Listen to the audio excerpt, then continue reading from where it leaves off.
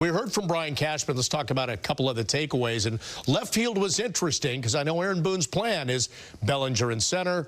Left field is Jason Dominguez. He's told us that, and that's the plan, at least for now. Is that kind of what you got? Well, it was interesting because Boone seems like he's locked in on Dominguez is going to play left and Bellinger is going to play center. But Brian Cashman said nothing's locked in at this point. If he struggles in left field, we could move him to center. My personal feeling, and I've said this on the show before, he's more comfortable in center. That's what he played in the minor leagues. And Bellinger is an outstanding outfielder wherever you put him and is willing to play left. Don't you want to make the 21-year-old as comfortable as possible? But Brian did say that there was some maneuverability there, so they're not locked into it. Yeah. And when Boone said it, it almost seemed like they were locked into it. All right, let's talk a little bit more about the second base position. And I asked Michael this off camera. I said, do you think they're better off having, let's say, Jazz Chisholm Jr. just stay at one position and not worry about him, little second, little third, that sort of thing? What are your thoughts on what he said about second base? Well, I think he answered some questions that Yankee fans have had because he said that they acquired Jazz Chisholm to play second base. And then he revealed on that interview that Gleyber Torres was going to move to third,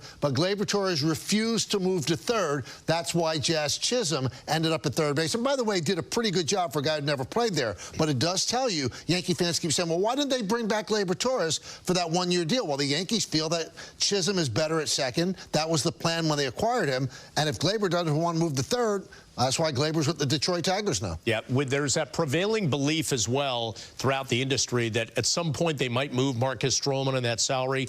I'm glad you asked him the question and the fact that you added the caveat. You never know what's going to happen in spring training, right? If you have injuries, that could make him much more important. But you did get that sense that he is actively looking for something.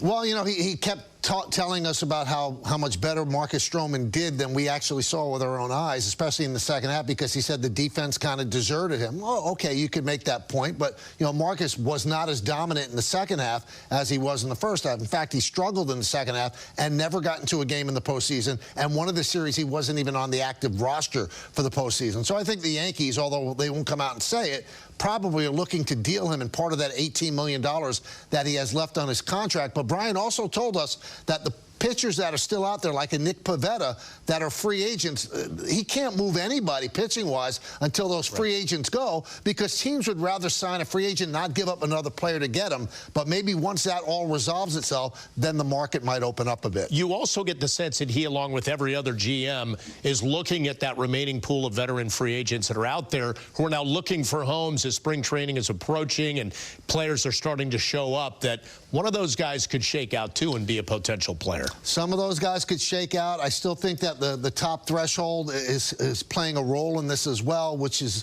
the movement of Stroman becomes paramount. How much of the $18 million? Right now, with the signing of Hill, the Yankees are $2 million over the 301 threshold, which is known as the Cohen tax. If they can get under that by however much they can dish off to somebody on the $18 million, then maybe they can explore remaining aspects on the free agent market.